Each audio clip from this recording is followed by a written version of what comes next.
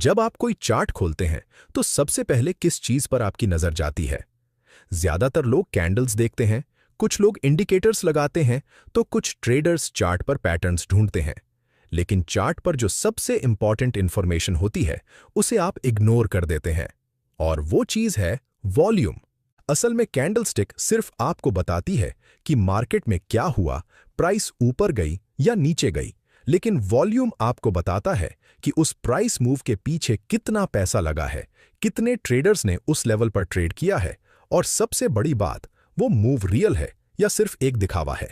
इसलिए इस वीडियो में हम जानेंगे कि चार्ट पर वॉल्यूम को कैसे पढ़ना है, वॉल्यूम क्या होता है और इसे अपनी ट्रेडिंग में कैसे यूज किया जाता है। तो मेरी रिक्वेस्ट है कि वीडियो को आखिर तक जरूर देखें, क्योंकि इस वीडियो में मैं आपको एक ऐसी चेकलिस्ट भी दूंगा जो आप हर ट्रेड से पहले यूज कर सकते हैं। तो चलिए बिना समय बर्बाद किए बिल्कुल बेसिक्स से शुरू करते हैं।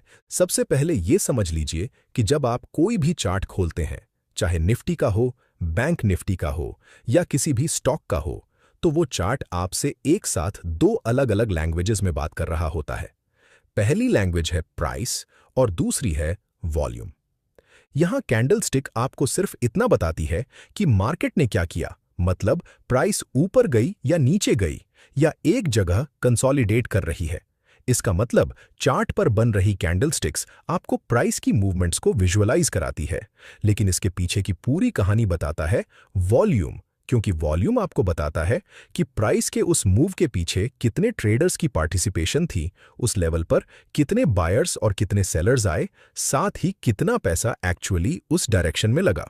अब इसे एक एग्जाम्पल से समझते हैं।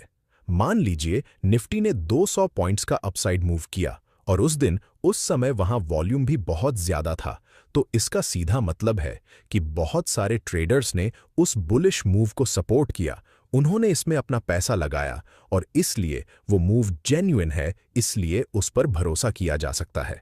लेकिन दूसरी तरफ अगर निफ्टी ने वही 200 पॉइंट्स का बुलिश मूव किया, लेकिन उस समय वहां वॉल्यूम बहुत कम था, तो इसका मतलब है कि बहुत थोड़े ट्रेडर्स ने उस मूव में हिस्सा लिया, उसमें कोई खास कन्विक्शन नहीं है, इसलिए ऐसी मूव अक्सर टिकती नहीं है और आगे जाकर रिवर्स हो जाती है। इसलिए आज के बाद से जब भी आप चार्ट देखें तो सिर्फ ये मत देखिए कि प्राइस कहां से कहां गई, बल्कि उसके साथ ये भी देखिए कि उस मूव के पीछे कितना वॉल्यूम था, क्योंकि बिना वॉल्यूम के उस मूव में कोई स्ट्रेंथ नहीं होती।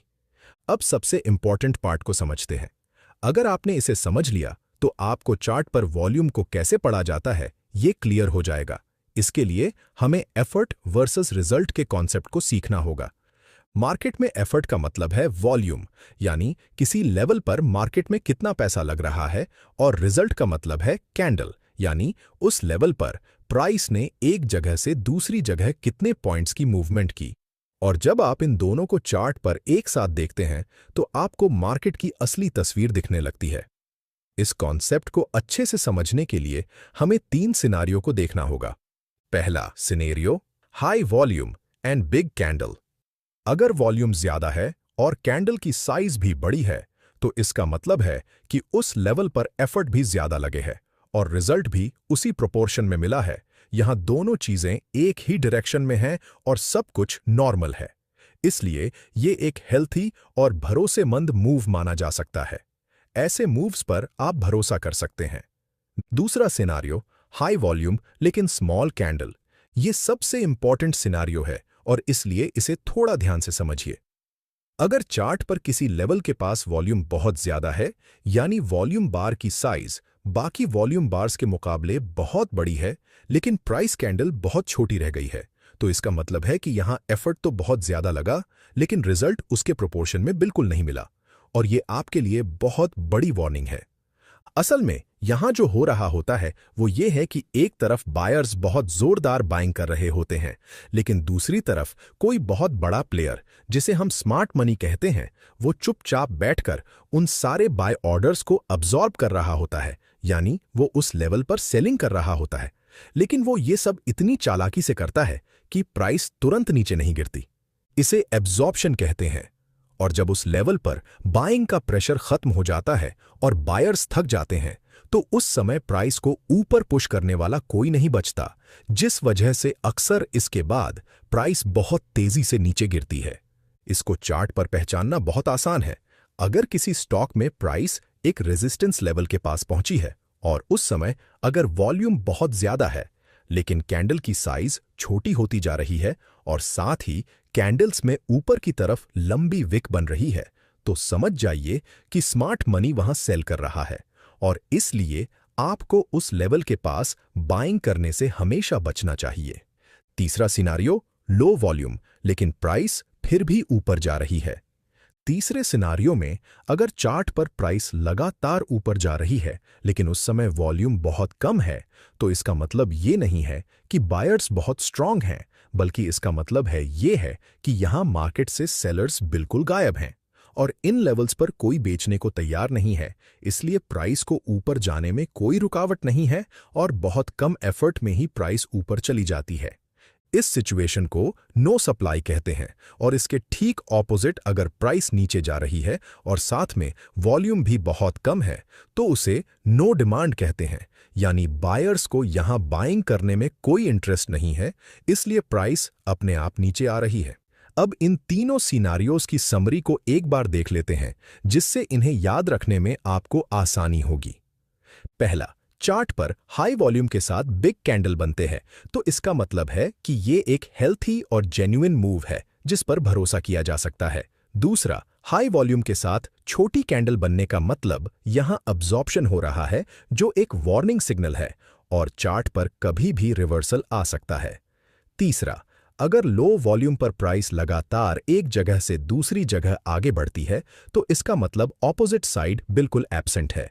इसलिए यहां किसी भी साइड में ट्रेड एंट्री करने से आपको बचना होगा।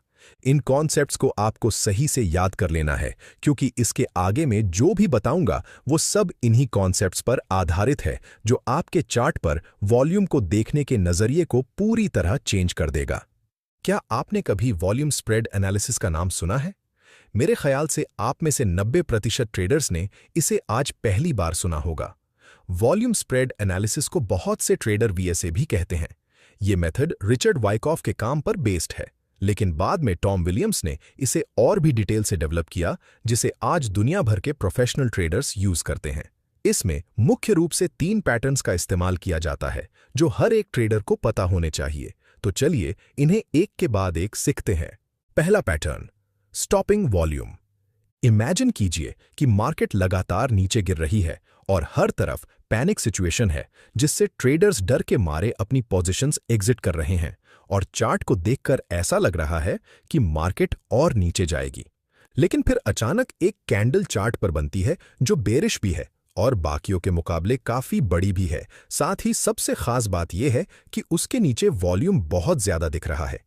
लेकिन इस कैंडल को अगर आप ध्यान से देखेंगे तो ये कैंडल अपने सबसे लोवेस्ट पॉइंट पर क्लोज नहीं हुई, बल्कि उसने लोअर साइड में एक लंबी विक बनाकर अपनी बॉडी के 50% के आसपास वापस आकर वो क्लोज हुई है, जिसका मतलब है कि प्राइस नीचे तो गई लेकिन वहां से वापस रिवर्स हो गई। इसका मतलब यहां किसी बिग प्लेयर ने, यानी कि स्मार्ट मनी ने, इन सभी पैनिक सेलर्स के ऑर्डर्स चुपचाप अब्सॉर्ब कर लिए हैं।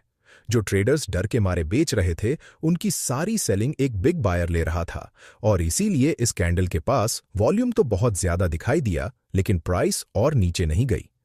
ये एफर्ट वर्सेस रिजल्ट की मिसमैच है और ये एक पॉसिबल रिवर्सल जोन है जहां से प्राइस ऊपर जाने की संभावना बन सकती है। इसलिए यहां आपको शॉर्ट ट्रेड में एंट्री नहीं करनी चाहिए। चलिए अब दूसरे पैटर्न को समझते हैं। दूसरा पैटर्न, बाइंग क्लाइमैक्स। अब पहले चार्ट से बिल्कुल ऑपोजिट सिनेरियो इमेजिन कीजिए, जहां प्राइस बहुत देर से लगातार ऊपर जा रही है। हर तरफ बुलिश ट्रेंड की चर्चा है, न्यूज में भी पॉजिटिव बातें हो रही हैं और स्मॉल रिटेल ट्रेडर्स इस डर से बाइंग कर रहे हैं कि कहीं ये मौका उनके हाथ से निकल ना जाए। कुछ देर बाद चार्ट पर फिर एक बिग ग्रीन बुलिश कैंडल बनती है, जिसके नीचे वॉल्यूम बाकी कैंडल्स के मुकाबले सबसे ज्यादा होता है। अब ज्यादातर ट्रेडर ये देखकर सोचेंगे कि ये तो बहुत स्ट्रांग बाइंग है और मार्केट यहां से और ऊपर जा सकती है, लेकिन रियलिटी इसके ठीक उल्टी होती है। असल में ये डिस्ट्रीब्यूशन फेज है।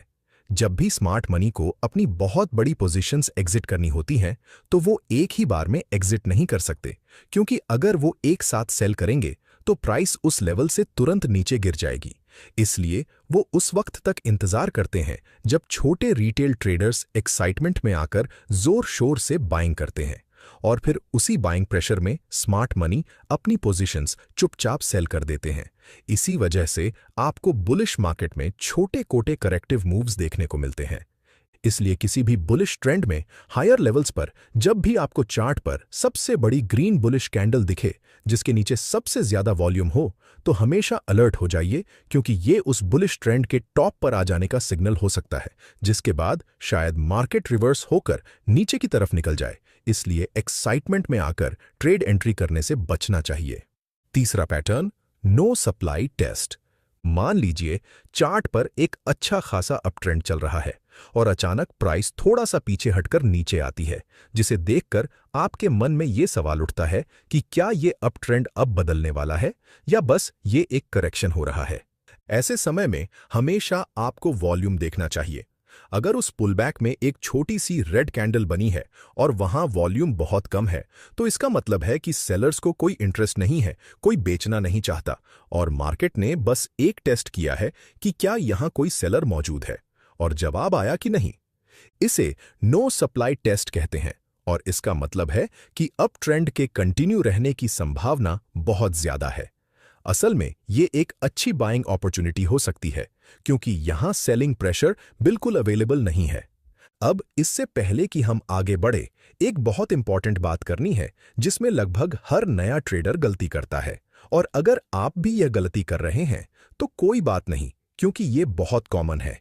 बहुत सारे ट्रेडर ये मानते हैं कि ग्रीन वॉल्यूम बार का मतलब इस लेवल पर बाइंग हो रही है और रेड वॉल्यूम बार मतलब इस लेवल पर सेलिंग हो रही है, लेकिन ये बिल्कुल गलत है, क्योंकि बात यह है कि हर एक ट्रेड में एक बायर होता है और साथ में एक सेलर भी होता है।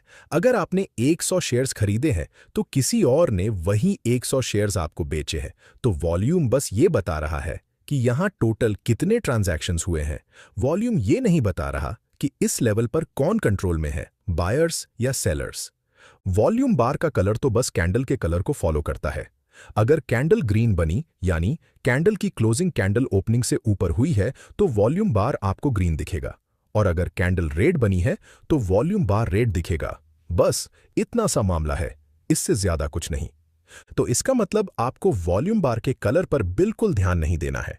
आपको बस वॉल्यूम बार का साइज कितना बड़ा है और दूसरा कैंडल कहां क्लोज हुई है, यानी आपको साइज और क्लोज पोजीशन, यही दो चीजें देखनी है। अब बात करते हैं एक ऐसे कंसेप्ट की जो आपको मार्केट के रिवर्सल से पहले ही वार्निंग देता है, और इस कंसेप्ट का नाम है वॉल्यूम डाइवर्जेंस। ये कॉन्सेप्ट बहुत सिंपल है। जब चार्ट पर प्राइस और वॉल्यूम दोनों एक ही डायरेक्शन में चल रहे हों, जैसे प्राइस ऊपर जा रही है और वॉल्यूम भी बढ़ रहा है, तो इसका मतलब ट्रेंड हेल्थी है और उसमें स्ट्रेंथ है, यानी ये एक नॉर्मल सिचुएशन है। लेकिन जब प्राइस और वॉल्यूम दोनों एक दूसरे से डिसएग्री करने लगें, तब आपको अलर्ट हो जाना चाहिए। जैसे कि मान लीजिए प्राइस लगातार न्यू हाइज बना रही है, चार्ट पर देखने में सब कुछ बहुत स्ट्रांग लग रहा है, लेकिन नीचे अगर आप वॉल्यूम बार्स पर ध्यान दें तो वो धीरे धीरे छोटे होते जा रहे हैं, यानी हर न्यू हाई पिछली हाई से कम वॉल्यूम पर बन रही है। इसका सीधा मतलब है कि इस मूव के पीछे से फ्यूल खत्म हो रहा है। कम ट्रेडर्स अब इस तेजी को सपोर्ट कर रहे हैं, और ये एक क्लियर वार्निंग है कि ट्रेंड कमजोर हो रहा है, जिससे यहां जल्दी ही रिवर्सल आ सकता है। और बिल्कुल यही बात ऑपोजिट डायरेक्शन में भी काम करती है।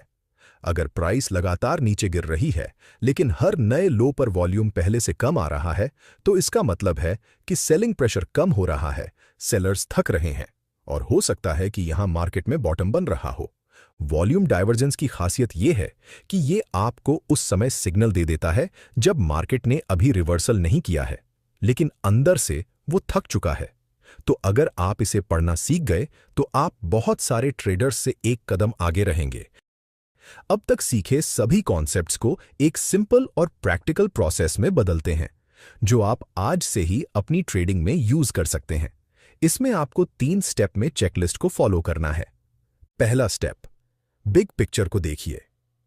सबसे पहले चार्ट पर किसी भी एक कैंडल पर ध्यान देने से पहले थोड़ा पीछे हटिए और 15 मिनट या उससे ऊपर की टाइम फ्रेम पर नजर डालिए और खुद से पूछिए कि ओवरऑल वॉल्यूम इंक्रीज हो रहा है या फिर घट रहा है, और क्या कहीं कोई अनयूजुअल वॉल्यूम स्पाइक दिख रहा है। ये बड़ी पिक्चर आपको बताएगी कि मार्केट में ट्रेडर्स की ओवरऑल पार्टिसिपेशन बढ़ रही है या कम हो रही है। दूसरा स्टेप, की लेवल्स पर ध्यान दीजिए। अब अपने चार्ट पर सबसे इंपॉर्टेंट सपोर्ट और रेजिस्टेंस लेवल्स आइडेंटिफाई कीजिए और फिर देखिए कि जब प्राइस इन लेवल्स के पास पहुंचती है तो वॉल्यूम कैसा बिहेव कर रहा है। यहीं पर एफर्ट वर्सेस रिजल्ट का कॉन्सेप्ट काम आता है। अगर प्राइस रेजिस्टेंस पर पहुंची और वॉल्यूम बहुत बड़ा लेकिन कैंडल छोटी रह गई तो ये अब्जॉर्प्शन है और यहाँ रेजिस्टेंस लेवल स्ट्रांग है, इसलिए आपको यहाँ बाइंग साइड में ट्रेड एंट्री नहीं करनी है। अगर प्राइस ने रेजिस्टेंस को ब्रेक कर दिया और एक बिग स्ट्रांग कैंडल बनी है, साथ में वॉल्यूम भी ज्यादा है, तो ये एक जेन्युइन ब्रेकआउट हो सकता है जिस पर भरोसा किया जा सकता है। लेकिन अगर प्राइस ने रेजिस्टेंस ब्रेक कर दिया लेकिन वहां वॉल्यूम कम था, तो सावधान रहिए, क्योंकि ये एक फॉल्स ब्रेकआउट या ट्रैप हो सकता है जो आपको फंसा सकता है। तीसरा, कॉन्फर्मेशन का इंतजार कीजिए, और ये वो स्टेप है जहां ज्यादातर ट्रेडर्स गलती करते हैं।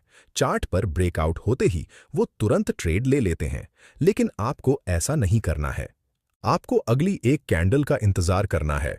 अगर ब्रेकआउट के बाद प्राइस थोड़ा सा पीछे हटे और वो पुलबैक कम वॉल्यूम पर हो, तो ये नो सप्लाई टेस्ट है और यही आपकी कॉन्फर्मेशन है कि ये ब्रेकआउट जेन्युइन है और अब आप कॉन्फिडेंट के साथ ट्रेड एंट्री ले सकते हैं। अगर आपको ये वीडियो अच्छा लगा तो वीडियो को लाइक और चैनल को सब्सक्राइब करना ना भूले। धन्यवाद।